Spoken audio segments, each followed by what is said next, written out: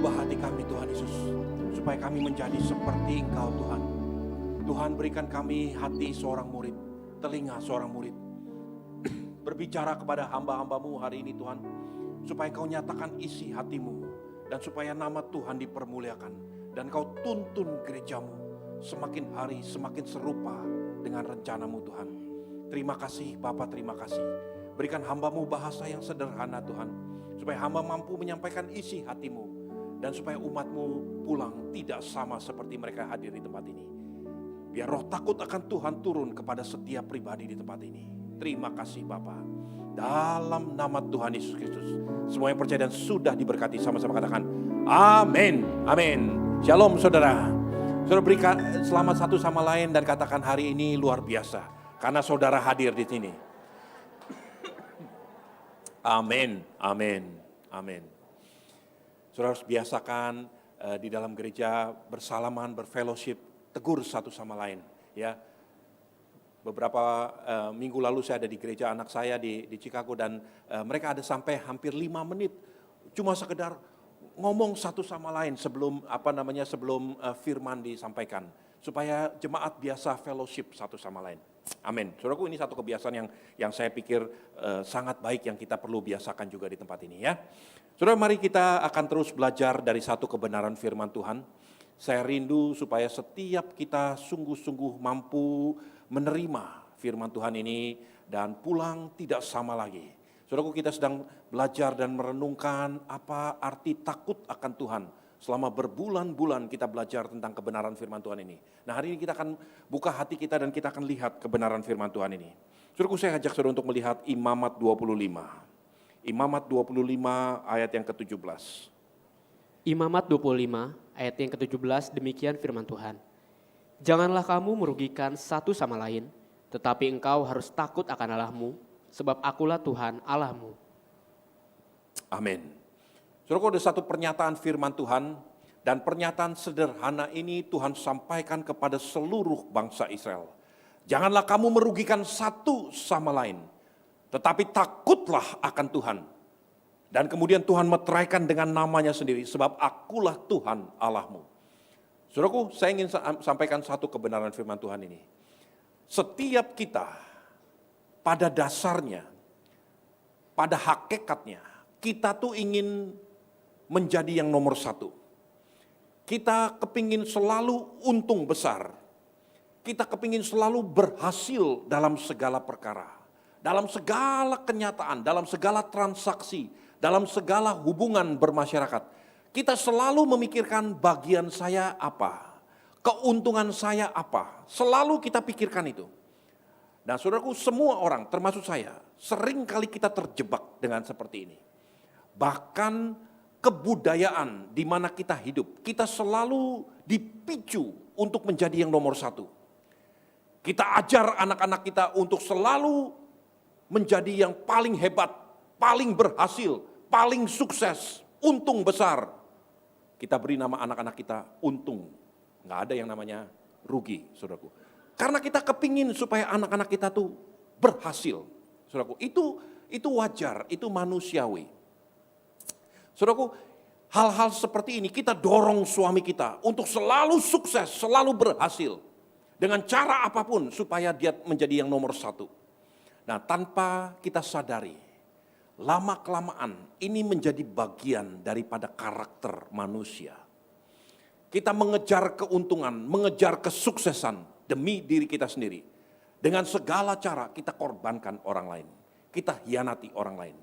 Kita perdaya orang lain. Saudaraku, saya ingin sampaikan, firman Tuhan katakan, jangan kamu merugikan satu sama lain, tetapi takutlah akan Tuhan. Saudara-saudara nggak akan bisa berkata, saya tetap lakukan seperti ini, tetapi saya takut akan Tuhan. Nggak mungkin itu terjadi. Karena kalau saudara pilih seperti ini, saudara nggak akan takut akan Tuhan. Tapi kalau saudara mau hidup takut akan Tuhan, engkau akan menjaga untuk tidak merugikan satu sama lain, tidak mengkhianati, tidak mengorbankan satu sama lain. Ini satu fakta kebenaran dan satu-satunya bangsa yang sampai hukum negaranya betul-betul diatur demikian adalah Israel. Kenapa bisa seperti itu? Karena Tuhan sendiri yang menetapkan hukum-hukum ini bagi bangsa Israel. Nah, hari ini kita akan belajar satu kebenaran firman Tuhan ini. Supaya saudara dan saya terus belajar hidup takut akan Tuhan. Di satu kota, ada satu kota perkebunan yang begitu luar biasa. Ada seorang pengusaha real estate yang melihat kota itu dan merasa saya rindu untuk membangun satu perumahan di kota ini. Tapi perkebunan di kota itu begitu suburnya. Semua orang bercocok tanam, berkebun. Ada yang tanam jagung, tanam pepaya, tanam buah-buahan. Semuanya. Dan tanahnya subur. Sehingga kalau dibuat real estate, harganya sudah mahal sekali.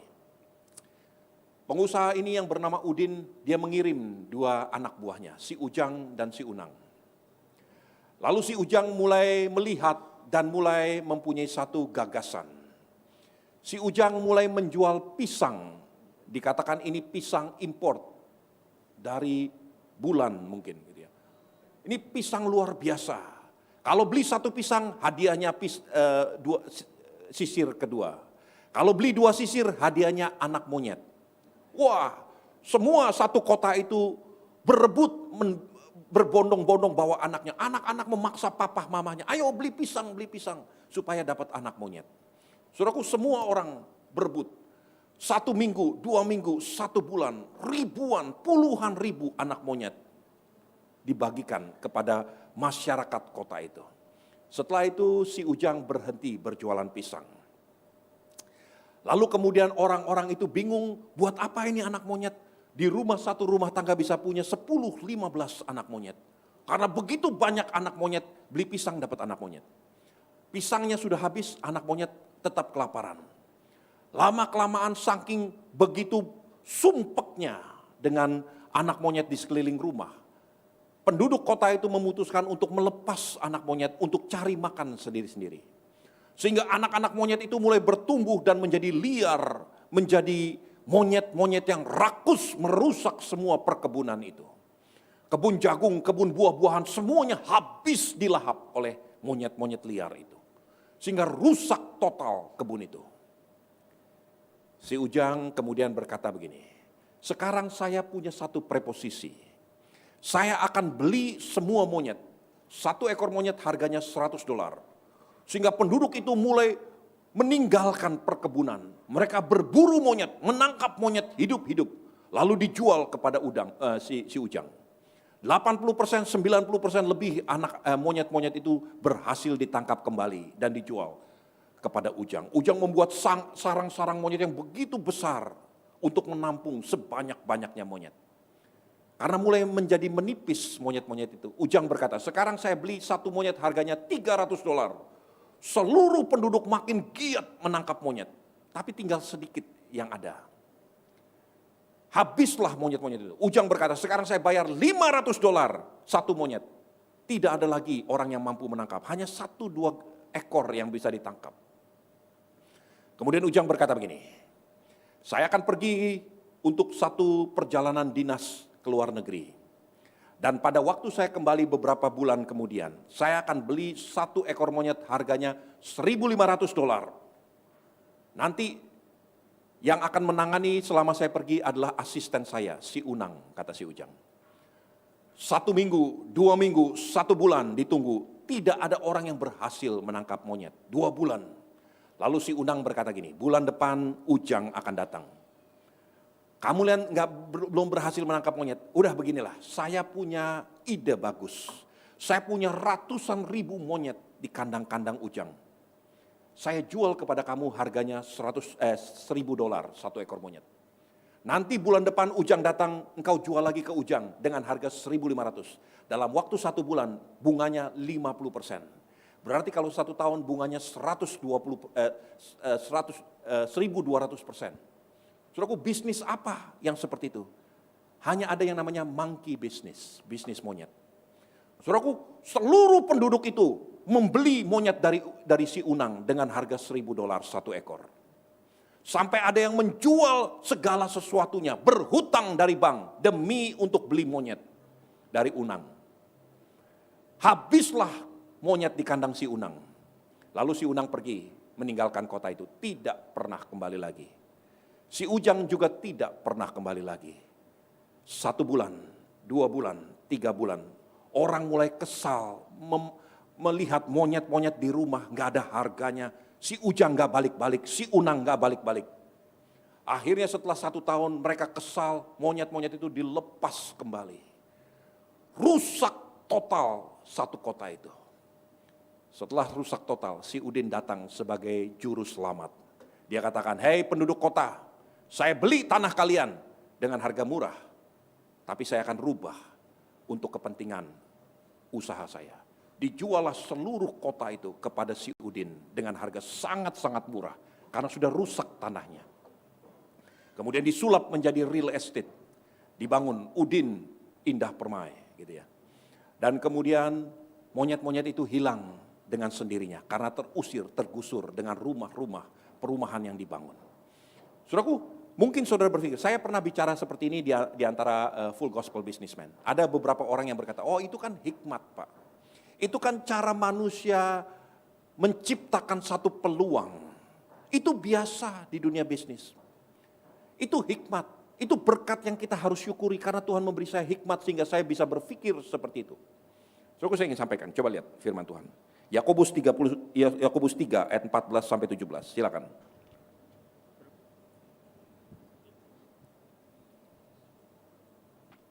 Yakobus 3 ayat 14 sampai 17. Ayo mari silakan. Yakobus 3 ayat yang ke-16 sampai dengan yang ke-17. 14 sampai 17. Ke-14 sampai 17 demikian firman Tuhan. Jika kamu menaruh perasaan iri hati dan kamu mementingkan diri sendiri, janganlah kamu membanggakan diri dan janganlah berdosa melawan kebenaran. Itu bukanlah hikmat yang datang dari atas, tetapi dari dunia, dari nafsu manusia, dari setan-setan. Sebab di mana ada iri hati dan mementingkan diri sendiri, di situ ada kekacauan dan segala macam perbuatan jahat. Tetapi hikmat yang dari atas adalah pertama-tama murni, selanjutnya pendamai, peramah, penurut, penuh belas kasihan, dan buah-buah yang baik, tidak memihak dan tidak munafik. Perhatikan, hikmat yang dari atas itu murni, tidak mementingkan diri sendiri, penurut, pendamai, dan menghasilkan buah-buah yang baik. Saudaraku, ada banyak kesempatan yang manusia sebut itu hikmat, yang manusia sebut itu berkat dari Tuhan, tetapi dengan cara mengorbankan kepentingan orang lain. Tuhan katakan kepada Israel di dalam Imamat 25 ayat yang ke-17, janganlah engkau saling merugikan satu sama lain, tetapi takutlah akan Tuhan, sebab akulah Tuhan Allahmu. Saudaraku, bukan semua yang kuning itu pisang. Bukan semua yang kelihatannya baik itu berkat dari Tuhan. Ada hal-hal yang sepertinya baik, tapi sebenarnya itu adalah cara iblis mencekokkan satu pandangan, satu filsafat kepada pola pikir manusia. Sehingga buat kita yang penting saya untung besar. Yang penting saya sejahtera. Kalau orang lain harus hancur karena kepentingan saya, so be it. Biarkan itu terjadi. Nah, saudaraku, saya ingin sampaikan, belajar takut akan Tuhan hari ini. Demi supaya nama Tuhan dipermuliakan. Nah, kita akan belajar satu kebenaran firman Tuhan ini. Bagaimana kita bisa mengaplikasikan Imamat 25 ayat 17 ini. Jangan engkau merugikan satu sama lain. Tetapi takutlah akan Tuhan. Sebab akulah Tuhan Allahmu. Kita akan belajar dari satu pribadi.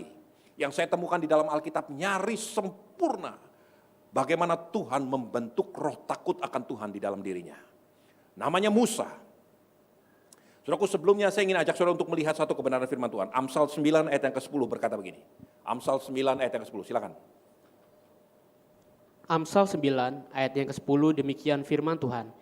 Permulaan hikmat adalah takut akan Tuhan dan mengenal yang Maha Kudus adalah pengertian. Hikmat, permulaannya adalah takut akan Tuhan.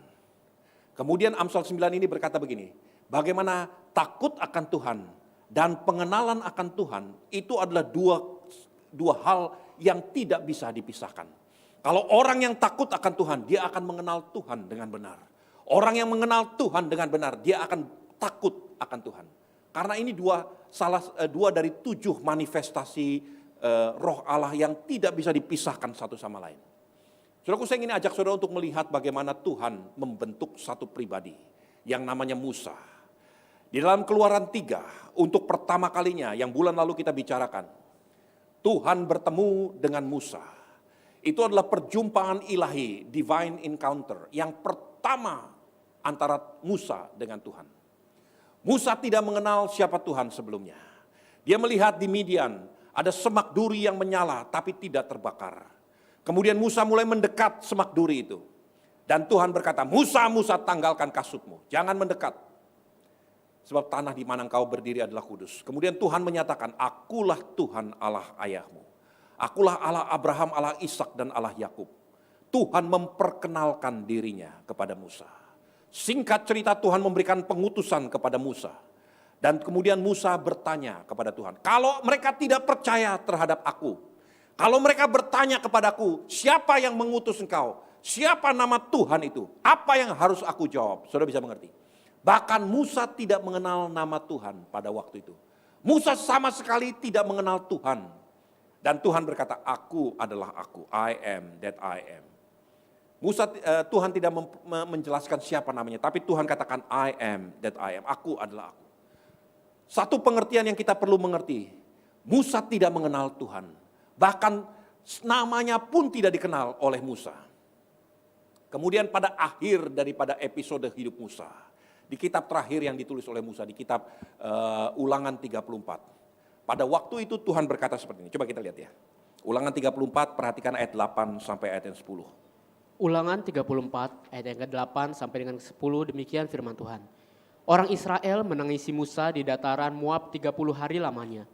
Maka berakhirlah hari-hari tangis perkabungan karena Musa itu. Dan Yosua bin Nun penuh dengan roh kebijaksanaan, sebab Musa telah meletakkan tangannya ke atasnya. Sebab itu orang Israel mendengarkan dia dan melakukan seperti yang diperintahkan Tuhan kepada Musa. Seperti Musa yang dikenal Tuhan dengan berhadapan muka, tidak ada lagi nabi yang bangkit di antara orang Israel. Seperti Musa dikenal Tuhan, tidak ada lagi nabi yang bangkit di antara orang Israel. Saudaraku, tidak pernah tampil seorang nabi yang dikenal Tuhan sedemikian rupa seperti Tuhan mengenal Musa. Kalau pada awal perjalanan Musa, bahkan nama Tuhan pun Musa tidak kenal. Pada akhir episode hidup Musa, Tuhan sendiri yang mengenal Musa. Bahkan Tuhan mengenal Musa sedemikian rupa seperti muka dengan muka. Seperti seorang sahabat bercakap-cakap. Dan sejak waktu itu sampai sekarang Tuhan katakan tidak pernah tampil seorang nabi seperti Musa yang dikenal Tuhan muka dengan muka. Saudaraku, apa yang terjadi antara perjumpaan pertama dengan perjumpaan terakhir? Nah, ini yang kita akan belajar satu hari ini. Saudaraku, awal perjalanan hidup Musa dan kemudian akhir episode hidup Musa, ada dua gunung yang didaki oleh Musa. Yang pertama adalah Gunung Sinai, Har Sinai. Di Gunung Sinai pada waktu Musa memimpin keluar bangsa Israel dari tanah Mesir. Yang pertama dikerjakan oleh Musa adalah membawa Israel, membawa orang-orang Ibrani naik ke Gunung Sinai untuk bertemu dengan Tuhan. Musa digiring, dielu-elukan, disambut oleh seluruh bangsa itu. Mereka berkemah di kaki gunung. Menanti-nantikan Musa 40 hari, 40 malam. Kemudian ajudan Musa ikut sampai ke tengah gunung, di Gunung Sinai.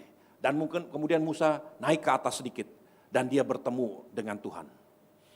Saudaraku, warna di gunung pertama yang didaki oleh Musa, wajahnya berubah total. Kemuliaan Tuhan dinyatakan. Musa bercakap-cakap dengan Tuhan, wajahnya menjadi bersinar seperti matahari, kata firman Tuhan. Musa turun dan sejak waktu itu Musa menjadi pribadi yang berubah total. Seluruh perkataannya, seluruh perbuatannya di-endorse oleh Tuhan sendiri. Tuhan beracara melalui hidup Musa. Tidak pernah tampil nabi seperti itu. Ketika Musa melihat halangan di depan, laut Tiberau, dia mengangkat tangannya dan laut itu terbelah. Ketika bangsa Israel itu perlu makan, Musa berdoa, mana turun tiap-tiap pagi memberkati bangsa Israel. Ketika mereka minta daging, Musa hanya berkata, kemudian keempat arah angin menerbangkan burung-burung puyuh untuk memberi makan kepada bangsa Israel. Ketika mereka sakit, Musa membangun satu ular tembaga dan diangkat tinggi-tinggi dan semua orang sembuh. Semuanya dilakukan oleh Musa, mujizat demi mujizat. Musa berjalan penyertaan Tuhan seperti secret service yang mendampingi seorang pemimpin negara. Musa didampingi oleh tentara bala tentara Tuhan sendiri. Tiang awan, tiang api terus menyertai keluar masuknya Musa. Musa sedemikian rupa di hadapan Tuhan. Karena peristiwa di gunung yang pertama itu. Saudaraku, saya ingin sampaikan. Tapi kemudian ada waktunya Tuhan katakan sekarang tinggalkan gunung pertama. Naiki, climb your second mountain. Naiki gunungmu yang kedua. Saudaraku, Musa merengek-rengek di Ulangan 3. Dia berkata, Tuhan izinkan aku tidak naik ke gunung itu. Izinkan aku masuk ke tanah Kanaan.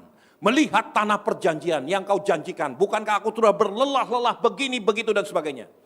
Saudaraku, Tuhan menghardik Musa. Tuhan membentak Musa. Dia katakan, cukup Musa. Jangan bicara lagi tentang hal ini.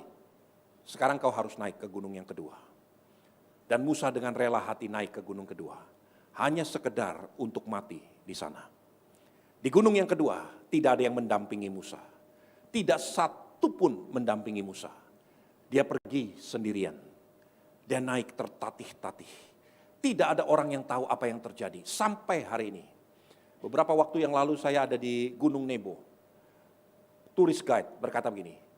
Orang-orang Israel dan orang-orang Mesir, karena itu menjadi bagian daripada Mesir, tidak tahu persis di mana Musa dikuburkan. Karena Alkitab berkata di dalam Ulangan 34, bahwa Tuhan sendiri yang menguburkan Musa. Saudaraku, Musa sendirian di sana. Nah, saya ingin sampaikan dua warna yang berbeda dari dua gunung ini. Di gunung yang pertama, warnanya kesuksesan, kemeriahan, gemerlapan, semuanya hebat, luar biasa, keberuntungan. Itu the mountain of success. Gunung kesuksesan yang didaki oleh Musa. Di gunung yang kedua, gak ada gemerlapan sama sekali. Saya ingin sampaikan satu perkara. Semua kita, tidak terkecuali, termasuk saya, akan mendaki gunung yang pertama dalam hidup kita. Sebagian akan mendaki sampai ke puncak. Sebagian bahkan setengah jalan udah berhenti. Tapi semua kita akan mendaki di gunung yang pertama. Tidak semua kita akan mendaki ke gunung yang kedua.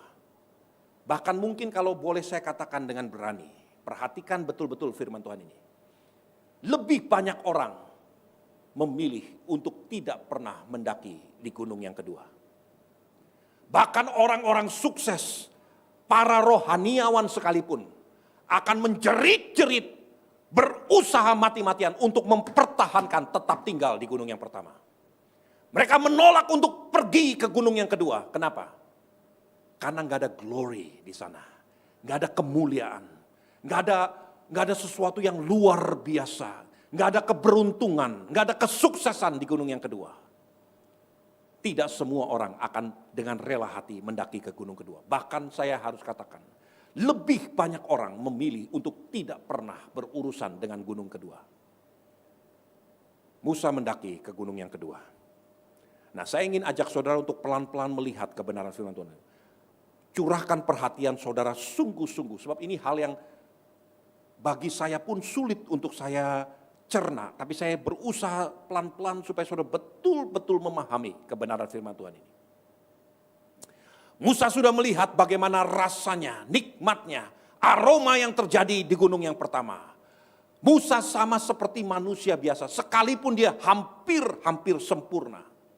Musa mulai mencicipi dan mulai menikmati kesuksesan yang terjadi di gunung yang pertama. Bahkan seperti banyak manusia, Musa pun mulai kecanduan dengan apa yang terjadi di gunung yang pertama. Banyak manusia itu kecanduan sukses, kecanduan keuntungan, kecanduan uang dan sebagainya. Kenapa saya katakan begini? Saudara harus melihat, orang yang kecanduan sesuatu, dia akan tidak pakai merasa malu. Dia nggak peduli ini papahnya, mamahnya, sahabatnya, dia akan korbankan segala-galanya. Demi mendapatkan sesuatu, memenuhi kecanduannya. Saudara yang kecanduan narkoba, saudara akan nyolong uang orang tuamu. Saudara akan jual segala milik orang tuamu. Saudara akan lakukan segala-galanya. Kalau saudara punya anak, uang sekolah anakmu pun akan engkau korbankan. Demi untuk beli narkoba. Bukankah itu yang terjadi? Saudara yang kecanduan berjudi. Uang belanja istrimu pun kau akan ambil. Engkau biarkan istrimu kelaparan, anak-anakmu kelaparan, supaya engkau bisa berjudi. Itu orang yang kecanduan. Tidak memperhatikan, tidak memikirkan nasib orang lain. Semua dikorbankan, tidak punya rasa malu. Dia akan menipu kanan, pinjam sana, tidak punya keinginan untuk bayar. Semua akan dilakukan demi untuk memenuhi kecanduannya. Hal yang sama saya ingin sampaikan. Di luar sana, di dalam dunia sekuler, ada orang-orang yang berinteraksi satu sama lain. Pinjam meminjam, berusaha satu sama lain. Tidak punya rasa malu sama sekali untuk mau bayarnya bagaimana. Semua dilakukan, dihalalkan segala cara. Demi apa? Karena sudah kecanduan sukses. Saudaraku, saya ingin sampaikan, bukankah itu sama? Bahkan sebetulnya menurut firman Tuhan itu lebih jahat daripada apapun. Tuhan katakan, akar daripada semua kejahatan adalah cinta akan uang.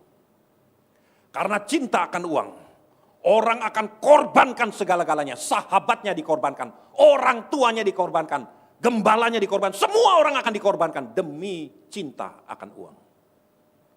Karena bagi dia nggak ada yang lain. Yang pertama, nomor satu adalah uang. Bagaimana saya bisa mendapatkan uang sebanyak-banyaknya, secepat-cepatnya. Ada prinsip ekonomi yang diajarkan di sekolah-sekolah. Dengan modal sekecil-kecilnya, mendapatkan keuntungan sebesar-besarnya. Kalau boleh saya tambahkan, dalam tempo sesingkat-singkatnya. Coba bayangin. Anak-anak kita dicekokin dengan faham seperti ini.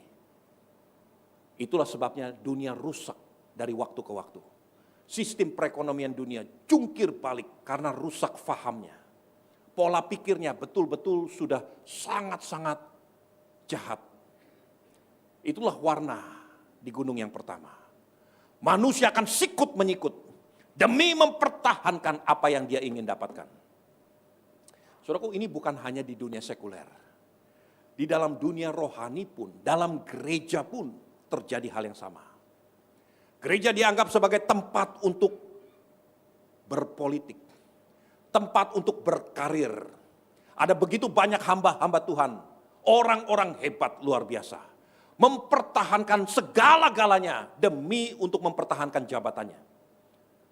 Terlalu banyak contohnya. Mungkin sebagian besar saudara juga sudah pernah mendengar nama-nama yang gak etis untuk dibicarakan. Tapi orang-orang hebat itu mempertahankan segala-galanya demi mempertahankan posisinya. Karena apa? Terlalu manis di gunung itu. It's too sweet to pass. Jarang orang seperti presiden kita, Joko Widodo. Masyarakat, anggota legislatif berupaya membuat opini publik untuk mendorong dia, menjebak dia, supaya dia bersedia dicalonkan untuk ketiga kalinya.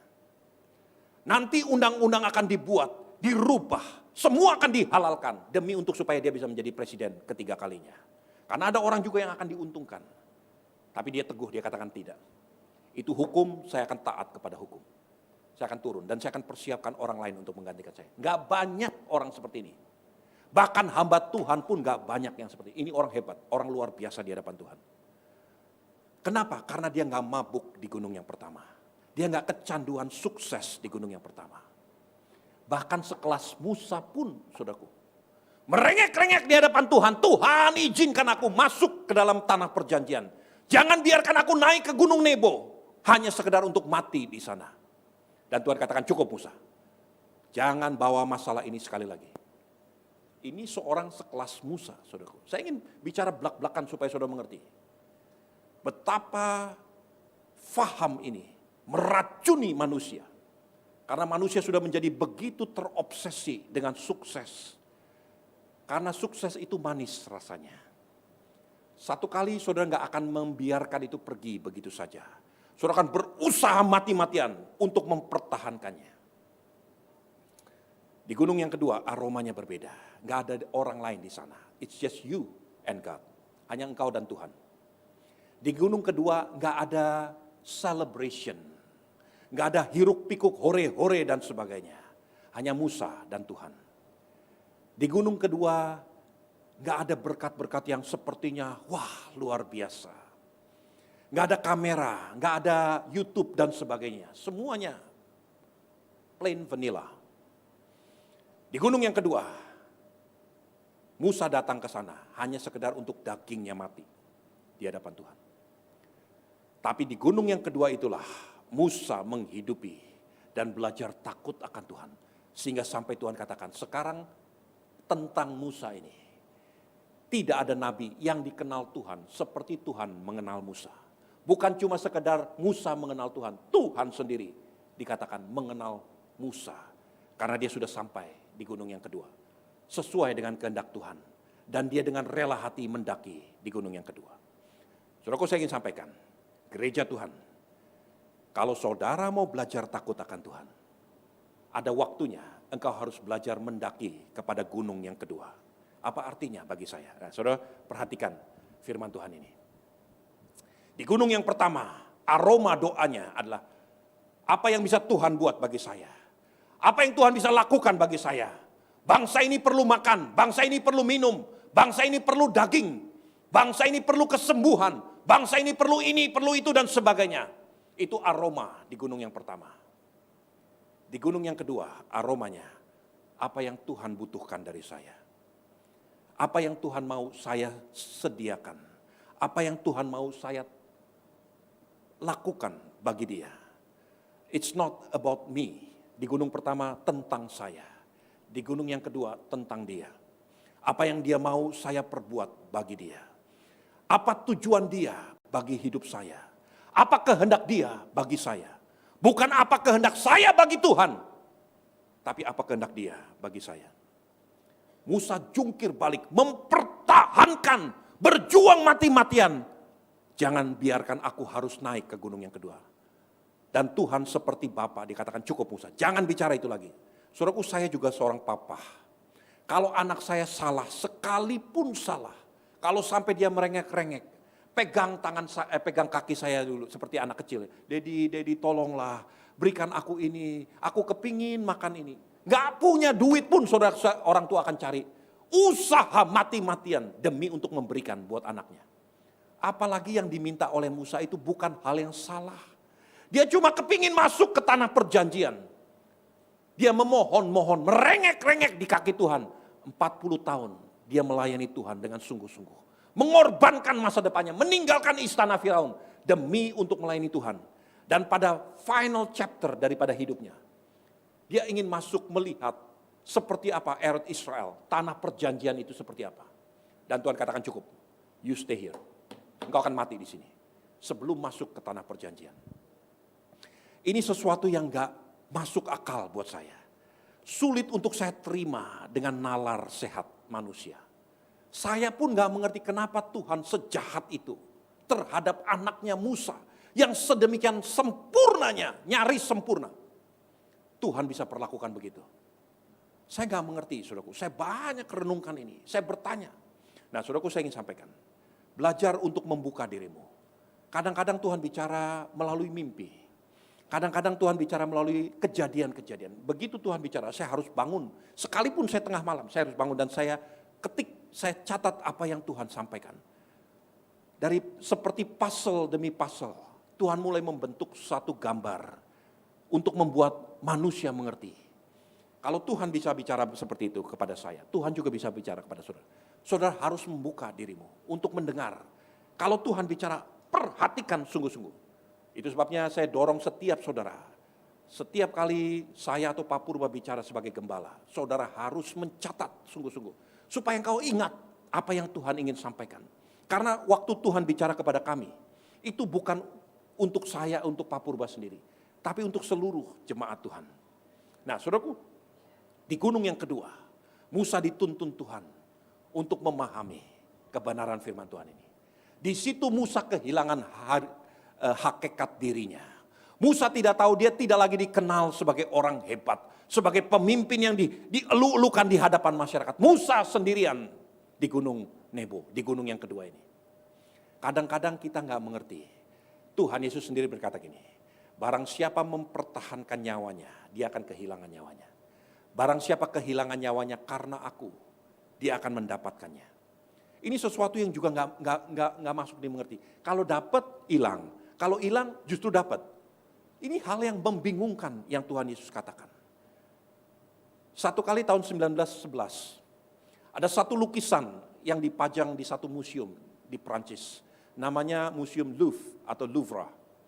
Di museum itu dipajang satu lukisan, pada waktu itu bukan lukisan yang terlalu terkenal. Namanya lukisan Mona Lisa. Dilukis oleh seorang pelukis namanya Leonardo da Vinci.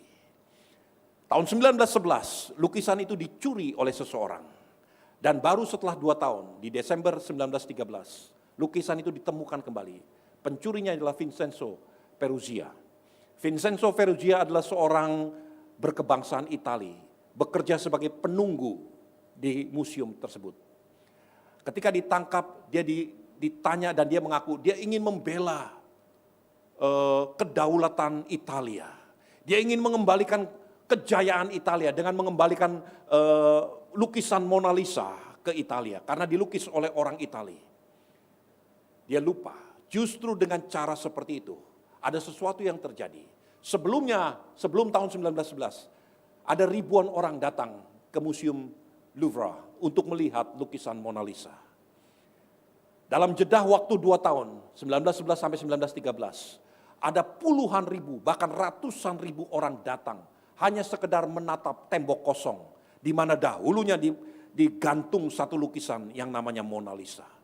Orang menjadi terbingung-bingung, apa yang mereka saksikan? Orang mulai bertanya, kenapa lukisan ini sampai dicuri? Orang berani mempertaruhkan hidupnya demi untuk mendapatkan lukisan ini. Berarti ada sesuatu yang luar biasa pada lukisan ini. Begitu ditemukan, nilainya berubah total. Dalam kurun waktu kehilangan, justru jati diri daripada lukisan Mona Lisa itu menjadi berlipat-lipat kali ganda nilainya. Saudaraku, pada waktu saudara berani kehilangan kedaginganmu sendiri, kehilangan keinginanmu sendiri, pada waktu itulah engkau akan menemukan jati dirimu yang sesungguhnya. Nilaimu yang sesungguhnya, barulah engkau akan bisa menemukan. Dahulu saya berpikir nilai saya tergantung daripada berapa banyak uang yang saya miliki. Dahulu saya berpikir nilai saya tergantung daripada berapa hebat, berapa tinggi posisi saya. Dahulu saya berpikir nilai saya ditentukan berapa banyak orang-orang terkenal yang saya kenal. Justru nilai yang sesungguhnya ketika semua itu enggak ada. Dan kau mempunyai satu warna yang sesuai dengan tujuan Tuhan. Barulah kau bisa menemukan itulah nilaimu yang luar biasa. Saudaraku, di gunung yang kedua, Musa dalam tempo yang sangat singkat mulai merubah hidupnya. Ketika dia mendaki di gunung yang kedua dalam hidupnya. Dia tidak lagi dibayang-bayangi dengan kesuksesan di gunung pertama. Dengan kemakmuran di gunung pertama. Dengan luar biasanya pengeluh-eluhan di gunung pertama. Tapi di gunung kedua itulah dia mulai melihat ada rencana Tuhan dalam hidupnya. Nah, saya ingin sampaikan. Ini yang orang-orang Yahudi, the Jews, ini percaya seperti ini. Musa di kitab di kitab Keluaran 3 dikatakan wajahnya seperti matahari yang bercahaya. Orang Yahudi percaya bahwa Musa itu diibaratkan seperti matahari. Sedangkan tanah perjanjian Israel, Eretz Israel, itu dilambangkan seperti bulan berkali-kali dalam kitab-kitab para nabi. Sehingga orang-orang Israel percaya begini, Tuhan memang mengasihi Musa. Tujuan Tuhan adalah membuat Musa menuntun Israel keluar dari Mesir sampai ke perbatasan sebelum masuk ke tanah perjanjian. Karena itu tujuan Tuhan. Dan kedua, karena Musa itu adalah representatif daripada matahari. Maka matahari tidak akan bisa bersinar bersamaan dengan bulan yang sedang akan bersinar. Karena dengan demikian maka Israel akan redup, ketutup dengan sinar matahari. Itulah sebabnya Musa harus berhenti di situ. Dan Yosua menuntun Israel masuk ke tanah perjanjian. Itu yang dipercayai oleh orang-orang Yahudi sampai hari ini. Berdasarkan perkataan nubuatan kitab-kitab para nabi. Dan saya harus percaya itu karena memang betul firman Tuhan bicara begitu. Tapi saya juga ingin berkatakan satu hal yang lain. Ada satu firman Tuhan yang orang Yahudi belum terima sampai hari ini. Coba lihat. Yesaya 30. Perhatikan Yesaya 30 ayat yang ke-17, 18 dan 26. Yesaya 30 ayat yang ke-18 demikian firman Tuhan. Sebab itu Tuhan menanti-nantikan saatnya hendak menunjukkan kasih-Nya kepada kamu. Nah, berhenti pelan-pelan. Tuhan menanti-nantikan saatnya untuk menunjukkan kasih-Nya bagimu. Saudara bisa bayangkan, renungkan, ini seperti seorang bapak yang mempersiapkan hadiah bagi anaknya. Besok anak saya ulang tahun, minggu depan anak saya akan diwisuda, bulan depan anak saya akan menikah. Saya mempersiapkan satu kado spesial buat anak saya. Tiap-tiap hari papa menghitung hari. Kapan saya bisa memberikan hadiah luar biasa ini bagi anak-anak saya. Itu yang terjadi. Alkitab berkata gini, Tuhan menanti-nantikan kapan waktunya bisa mencurahkan kasih karunia-Nya kepada Israel. Silakan lihat ayat 30, ayat 26. Ayat yang ke-26, maka terang bulan purnama akan seperti terang matahari terik, dan terang matahari bulan terik purnama akan sama teriknya seperti terang matahari. Tiba-tiba pada waktu Tuhan berhasil menunjukkan kasih karunia-Nya, berhasil menyerahkan kado spesial bagi anak-anaknya, terang bulan dengan terang matahari bersinar bersamaan. Lihat lebih jauh lagi, silakan. dan terang matahari terik akan 7 kali ganda, yaitu seperti terangnya 7 hari, pada waktu Tuhan membalut luka umat-Nya dan menyembuhkan bekas pukulan. Kapan itu terjadi? Pada waktu Tuhan membalut luka umat-Nya dan membersihkan bekas-bekas pukulannya. Pada waktu Tuhan mencurahkan kasih karunia-Nya. Hal itu yang akan terjadi. Bulan dan matahari akan bersinar bersamaan. Terangnya akan sama-sama cemerlang. Saudara tahu apa yang terjadi? Kalau saudara lihat judul daripada Yesaya 30 tadi, dikatakan janji Tuhan atas Sion. Kapan janji itu tergenapi? Di tanah perjanjian di Israel, ada beberapa saudara yang pernah ikut bersama dengan kami. Ada satu gunung namanya Mount Configuration, Gunung Tabor. Di gunung itu 2000 tahun yang lalu, 3 orang murid, 3 saksi mata, Petrus, Yakobus dan Yohanes, melihat Tuhan Yesus berubah wajahnya, berubah tubuhnya dengan tubuh kemuliaan, bercahaya seperti cahaya matahari. Dan bukan hanya Tuhan Yesus, ada 2 manusia biasa di situ. Ada Musa dan ada Elia. 3-tiganya bercahaya seperti matahari. Berdiri di atas gunung yang namanya Mount Configuration atau Gunung Tabor. Di Gunung Tabor itu letaknya ada di persis di dalam tanah perjanjian. Begitu terkagum-kagumnya. Manusia lupa, orang-orang Yahudi sampai hari ini belum berani menyatakan itulah penggenapan daripada Yesaya 30. Pada waktu Tuhan membalut luka-luka umat-Nya, pada waktu Tuhan memulihkan keadaan Sion, pada waktu sesuatu yang Tuhan nantikan untuk memberikan hadiah terbesar bagi Sion, pada waktu itu matahari akan bersinar seperti bulan. Pada waktu itu Tuhan Yesus dan Musa sekalipun bersinar, tapi Israel tidak redup. Kalau tadi orang-orang Yahudi berkata, kenapa Musa tidak boleh masuk ke dalam tanah perjanjian? Karena Musa seperti matahari. Tanah Israel itu seperti bulan. Kalau matahari bersinar, maka bulan akan redup. Buktinya, Musa bersinar di Gunung Tabor. Israel tidak redup. Karena Tuhan ingin nyatakan, sebetulnya inilah penggenapan daripada Yesaya 30. Musa tidak pernah masuk ke tanah perjanjian, supaya satu kali Yesaya 30 ini bisa digenapi. Bisa dimengerti oleh orang bahwa yang hadir bersama dengan Musa hari itu adalah Tuhan sendiri. Janji yang dihadiahkan, yang ingin dilahirkan, diberikan seperti papa yang melahirkan, menanti-nantikan kapan saya punya kesempatan untuk memberi hadiah terbaik buat anak-anak saya. Dan ketika itu terjadi, maka matahari bersinar dengan terang yang sama seperti bulan. Saudaraku, pada waktu melihat kejadian itu, 3 orang murid, Petrus berkata, Tuhan betapa luar biasanya. Petrus gak mengerti, tapi dia merasakan ada sesuatu yang luar biasa. Kenapa? Karena hari itu diteguhkan. Apa yang dinanti-nantikan Bapa selama ini untuk memberikan satu hadiah terbesar, gak pernah terjadi. Dan hari itu Petrus merasakan dalam rohnya, wah amazing, luar biasa ini. Lalu Petrus berkata gini, Tuhan izinkan aku membangun 3 tugu. Satu untuk engkau, satu untuk Musa, dan satu untuk Elia. tiba-tiba langit berkata, Tuhan berkata dari langit, inilah anak yang kukasih, dengarkan dia. Saudara tahu apa yang dikatakan oleh anak yang dikasih yang diminta oleh surga untuk didengarkan? Tuhan Yesus langsung kata, ayo kita turun. Tuhan turun menuruni gunung Tabor itu. Dan Tuhan berpesan kepada Petrus, Petrus jangan bicara kemana-mana. Sampai anak manusia mati dan dibangkitkan. Sejak itu, itulah pertama kali. Dan sejak itu Tuhan selalu memfokuskan dirinya untuk berjalan mendaki ke gunung kedua dalam hidupnya. Yaitu gunung Golgota. Di gunung pertama, sama seperti Musa di gunung pertama. Warnanya adalah kemerlapan, warnanya adalah keluar biasaan. Begitu menakjubkan. Tapi di gunung yang kedua, itu disebut sebagai Bukit Tengkorak. Gak ada kemuliaan sama sekali. Tetapi justru kehendak Tuhan, rencana Tuhan, penggenapan rencana Tuhan terjadi di gunung yang kedua. Sama di gunung yang kedua bagi Musa, di gunung Nebo, tidak ada kemuliaan sama sekali. Musa berdiri sendiri dengan Tuhan. Yesus berdiri sendiri dengan Bapa di surga. Saudaraku, tapi di gunung kedua itulah kemuliaan Tuhan dinyatakan.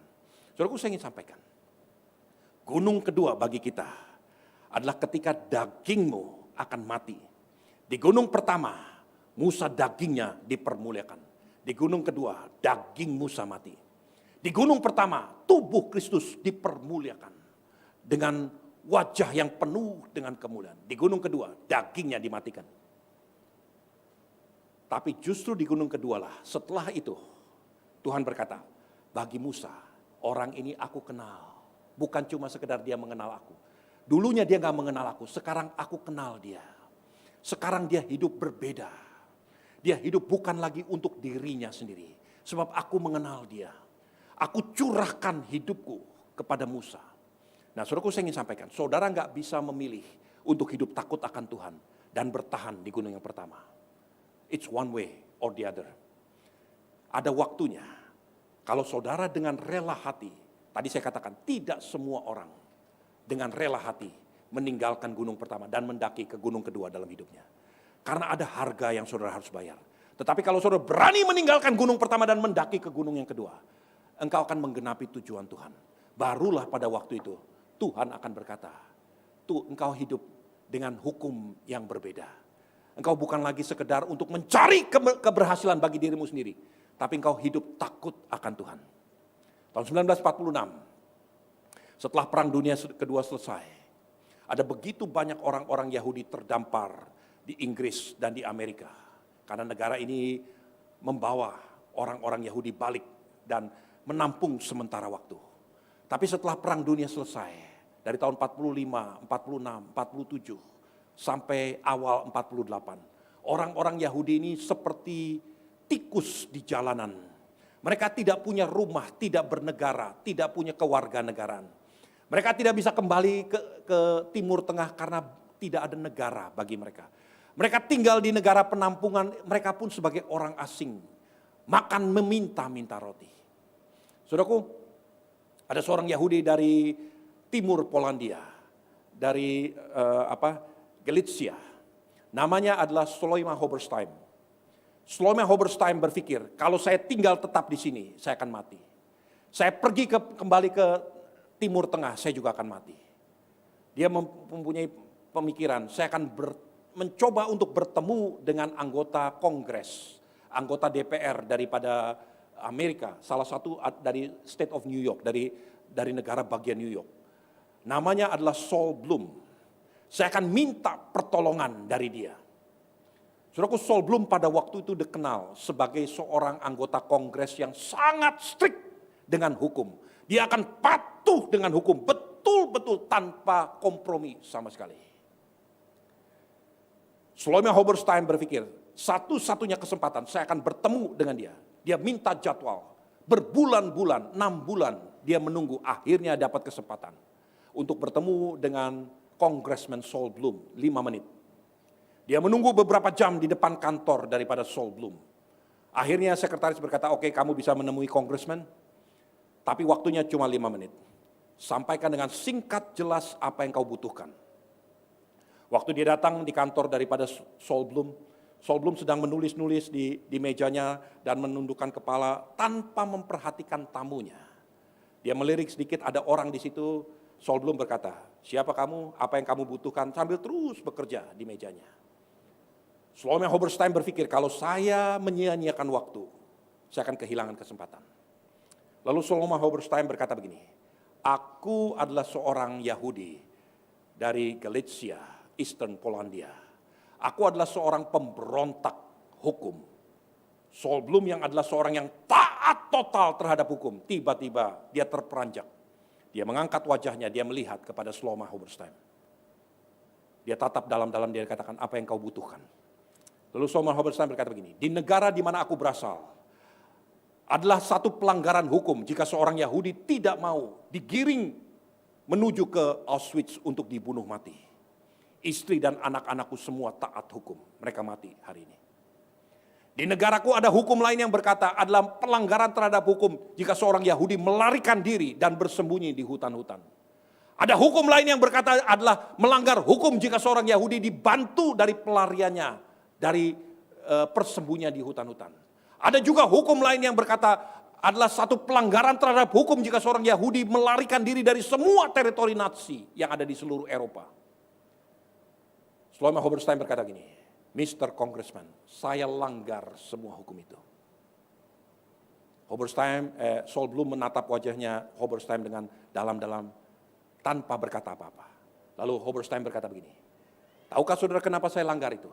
Kalau saya masih hidup sampai hari ini, karena tidak satu orang pun yang bersedia membantu saya. Karena saya adalah seorang pelanggar hukum. Tapi ada satu hukum yang tidak pernah saya langgar. Hukum itu dibicarakan oleh bapak leluhur saya dari waktu ke waktu, turunan demi turunan. Lalu dia mengutip perkataan Tuhan kepada Musa. Janganlah engkau merugikan satu sama lain. Hendaklah engkau takut akan Tuhan Allahmu, sebab akulah Tuhan Allahmu. Terhadap hukum yang ini, aku tidak pernah langgar, kata Shlomo Hoberstein. Tiba-tiba Congressman Saul Bloom meneteskan air mata. Dia berdiri, dia ulurkan tangannya, dia katakan, apa yang kau mau butuhkan saya lakukan. Shlomo Hoberstein tidak berkata apa-apa, dia katakan, bertanya kepada dirimu sendiri, bertanya kepada Tuhan Allahmu, apa yang kau harus lakukan. Dia tinggalkan tempat itu. Sejak waktu itu, Congressman Saul Bloom berjuang mati-matian untuk kemerdekaan negara Israel. Sampai akhirnya tahun 1948, 14 Mei 1948, Israel berdiri sebagai bangsa. Saul Bloom menuliskan di dalam bukunya, buku hariannya, dia katakan gini, sejak hari itu saya berpindah dari gunung pertama hidup saya mendaki ke gunung kedua. Di sana saya tidak populer, di sana saya dikecam banyak orang, di sana saya meresikokan seluruh hidup saya. Tapi di sana saya bertemu dengan rencana Tuhan. Kalau hari ini saya melihat the state of Israel terjadi. Karena ada orang-orang yang berani berdiri untuk tujuan Tuhan. Tanpa harus merugikan orang lain. Saudaraku, gereja Tuhan, saya ingin sampaikan. Saudara bisa bersenang-senang di gunungmu yang pertama. Kemudian saudara akan mati dalam keadaan pesta pora, kaya raya, hebat semuanya. Tapi that's it. Atau saudara mau berpindah dari gunungmu yang pertama kepada gunung yang kedua. Di sana nama Tuhan akan dipermuliakan. Tujuan Tuhan akan digenapi. Di sana engkau akan belajar takut akan Tuhan. Saudara dan saya tidak akan pernah belajar takut akan Tuhan di gunung yang pertama. Saudaraku, mulai hari ini, sebentar saya akan berdoa dan sebentar kita akan terima perjamuan kudus. Berjanji kepada dirimu sendiri sebagai hamba Tuhan. Saya ingin sampaikan satu nubuatan kepada saudara. Saudara tidak perlu bersusah-susah untuk merugikan orang lain. Saudara tidak perlu mengkhianati orang lain. Saudara tidak perlu berbohong atau berhutang tanpa niat untuk membayar. Saudara tidak perlu berbuat jahat demi untuk hidup. Tapi saudara perlu takut akan Tuhan. Maka Tuhan akan menjamin hidupmu terus menerus. Saudaraku, minggu lalu saya baru kembali dari Chicago. 3 minggu yang lalu saya berangkat ke Chicago. Dalam perjalanan dari Tokyo ke Chicago, di sebelah saya duduk seorang pengusaha. Dia bertanya kepada saya, mau kemana Pak tujuan akhirnya? Saya bilang saya mau ke Chicago. Oh, saya juga dari Chicago, tapi sekarang saya tinggal di California. Lalu dia berkata begini, apa keperluan Bapak ke Chicago? Saya bilang, saya mau kunjungi anak saya. Wah, dulu anak saya juga sekolah di sana. Lalu dia tanya, anaknya sekolah di mana? Saya katakan, anak saya sekolah di University of Chicago. Dia kaget, dia katakan, anak saya juga dari sana. Itu luar biasa sekolah tahun 2023 ini. Itu menjadi 5 besar sekolah terbaik di dunia. Saudaraku, kemudian dia berkata begini, saya sampai bayar $200,000 setiap tahunnya untuk melobi supaya anak saya dipertimbangkan untuk masuk. Pada waktu saya mendengar itu, saya nggak berkata-kata. Tiba-tiba saya seperti ditemplak oleh Tuhan. Air mata saya mulai menetes. Anak saya sekolah di University of Chicago. Saya tidak perlu bayar 1 sen pun untuk semua itu. Saya tidak perlu melobi, saya tidak kenal satu orang pun di Chicago. Saya hanya membayar uang apartemen dan uang makan dia. Kalau Tuhan bisa berbuat itu kepada saya, apakah Tuhan tidak bisa berbuat kepada saudara? Kalau Tuhan bisa memberkati saya, apakah Tuhan tidak bisa memberkati saudara? Saudaraku, hari ini dengan otoritas dari Tuhan saya ingin sampaikan, engkau tidak perlu berbuat jahat. Engkau tidak perlu mencuri dan merugikan orang lain. Kalau engkau hidup takut akan Tuhan, bukan hanya engkau diberkati Tuhan, anak cucumu akan diberkati Tuhan. Percaya kepada Tuhan. Hiduplah takut akan Tuhan. Tinggalkan gunungmu yang pertama. Beranjak kepada kehendak Tuhan dalam gunung yang kedua. Matamu akan terbuka. Tanpa sadar, Musa sedang menggenapi satu kerinduan Tuhan yang berabad-abad. Aku menanti-nantikan kapan waktunya aku bisa melimpahkan hadiah terbaik untuk umat manusia. Untuk menunjukkan kasihku kepada Sion. Yaitu juru selamat. Dan Musa dipakai Tuhan untuk menggenapi nubuatan Yesaya tadi. Mari tundukkan kepala. Hamba-hamba Tuhan maju ke depan. Siapkan hatimu, buka hatimu di hadapan Tuhan. Biarkan Tuhan berbicara lebih jauh dalam hidup saudara. Saya terbatas, tapi saya percaya Tuhan yang saya sembah itu tidak terbatas. Buka hatimu di hadapan Tuhan, semua mata tertutup. Sebelum saudara dan saya menerima roti dan anggur yang adalah tubuh dan darah Kristus. Mari kita hampiri Tuhan dengan hati yang terbuka. Ku tahu Bapa peliharaku, Dia baik, Dia baik. Ku yakin Dia selalu sertaku. Dia baik bagiku.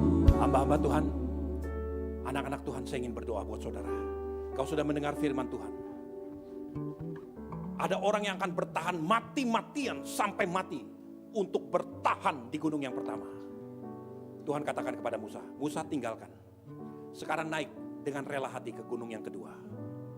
Kalau saudara mendengar firman Tuhan ini hari ini dan kau mengambil keputusan, Tuhan, I will climb my second mountain. Kalau itu keputusanmu, angkat tanganmu di hadapan Tuhan. Sekarang dengan imanmu sendiri, perlihatkan kepada Tuhan. Saudara boleh berdiri di tempat saudara mengangkat tanganmu. Hanya saudara yang mengambil keputusan itu. Saudara boleh berdiri di hadapan Tuhan. Sekarang katakan kepada Allahmu, taruh tanganmu di dadamu. Ku tahu Bapa peliharaku, Dia baik, oh Dia baik. Ku yakin Dia selalu sertaku.